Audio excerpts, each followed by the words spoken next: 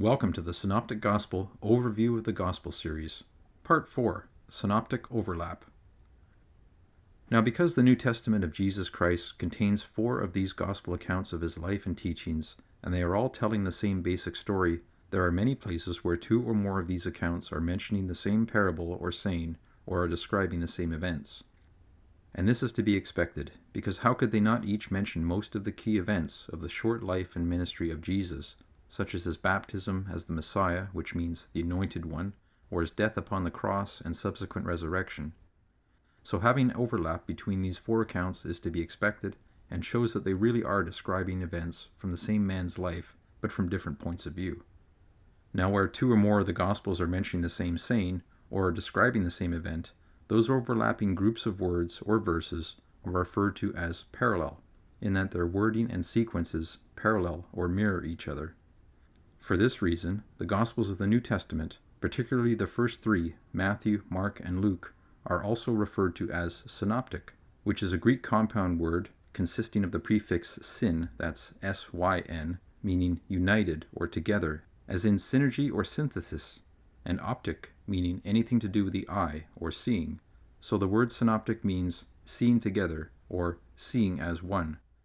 And this is certainly the case where as much as 86% of the content of the Gospel of Mark is found or paralleled in the Gospels of Matthew and Luke. It should be noted that most scholars have traditionally only considered the first 3 Gospels of Matthew, Mark, and Luke to be truly synoptic, and that is because only about 7% of the words and verses of John's Gospel are shared or paralleled with the other 3. So, because John is not as synoptic, many have not included it in their harmonies and mergers with the other 3 Gospels. This diagram from Wikipedia shows an example of the amounts of material that is shared between Matthew, Mark, and Luke, and you can see all of the ratios of their shared and overlapping material. Note that, according to this, only 3% of the material of Mark's Gospel is unique to Mark in terms of stories. Either way, there was a lot of overlap between Mark's Gospel story and the others. Also note how little overlap there is between Mark and Luke, but how much is shared between Luke and Matthew. Now, in most places where the Gospel accounts are synoptic and are clearly describing the same event, there are almost always slight differences in the wording and the choice of details that are recorded in each. While these discrepancies are usually minor and inconsequential, there are several places where there are real differences, and sometimes these differences can lead to a different understanding of what was said or what happened.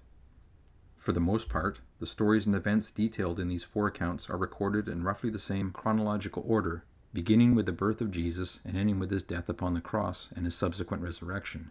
However, there are several discrepancies between the timing and sequence of many of the events from the life of Jesus, even when the Gospels are telling the same story and providing the same basic details. So it does seem odd that there should be so many parallel and synoptic sections between these few Gospels. Does it not seem clear that with all the overlap between them, at least these first 3 synoptic Gospels that share so much similar and identical information might have all used a common source for their stories about the life of Jesus? And this may be the case if Mark and Luke, and maybe even Matthew, were not actual eyewitnesses to any of the events that they describe. Scholars have long argued about which Gospel was written first and who borrowed or copied from whom, and this debate has become known as the synoptic problem. The old belief was that the Gospel of Matthew was written first, and that it was originally written in Hebrew or Aramaic, but this view is no longer so widely accepted, partly because to date no evidence of such an early manuscript has been found. Current belief by most is that the shortest Gospel, the Gospel of Mark, was likely written first, and that the writers of Matthew and Luke borrowed or copied from it and added their additional stories and information. Aside from its shorter length, another reason for thinking that Matthew and Luke copied from Mark is that Mark's Gospel is written in a simple form of Greek sentence structure and wording, while the style of Greek used in Matthew, and especially Luke, is much more classically polished. Therefore, it seems likely that Mark's account was written first, and that both Matthew and Luke independently improved the style of Mark's Greek, rather than just straight copying it. And this might be the case, as it is unlikely that Mark would have dumbed down the superior linguistic style of Matthew and Luke if he was copying from either of those documents. Anyway, that Mark's Gospel was likely written first, and that Matthew and Luke then copied or borrowed from it, is a theory known as Markan priority, from prior or primo meaning first, or in this case, that Mark was the first gospel that was written and not Matthew's. And this may mean that the Gospel of Matthew was not written by one man, the Apostle Matthew, or that someone added a bunch of stories and material to what the actual Apostle Matthew may have written. Whatever the case, there are 678 verses in the shortest Gospel of Mark, and at least 552 of them, or 84%, are also fully or partially mentioned or paralleled in Matthew and Luke. In addition to this overlap with Mark, both Matthew and Luke share many stories and sayings with each other that are not found in Mark's Gospel, and because of this, it has been hypothesized that there must have been a single common source for the material that these two Gospels share with each other, but not with Mark. Some have viewed this shared document, if it existed, as a proto-gospel, and they have named this so far yet unfound document as Quell, from the German word meaning source, and this German term is shortened in English to just Q. So if you hear of Q, or the Q text, or Q source, or Q document in relation to the Gospels, this is what they are talking about. So, the material that is shared among the three, and considering the speculated Q source or document, might look something like this. Some believe that this Q document, if it existed, was a collection of the sayings of Jesus. To date, no such document has yet been found, but we are still hopeful. However, it gets even better. In addition to Q, there are also theories that even more source documents must have been used by the writers of the other Gospels, such as an M source used by Matthew for the unique material in his Gospel, and even an L source for the material that is found only in Luke's account. So, that Matthew and Luke both use material from the Gospel of Mark, and also this Q document, is an idea known as the two-source hypothesis. There is also a three-source hypothesis, using M as the source for the unique material found in Matthew, and of course, there is a four-source hypothesis, using Mark, Q, M, and L, which might look something like this. And there are many other theories, which can result in a six-source hypothesis or seven, depending on how you count the overlapping and common sources. Now, much of this will remain as speculation until more of these source documents, if they existed, are found. So, this is all very complex, but where does all of this leave the Gospel of John?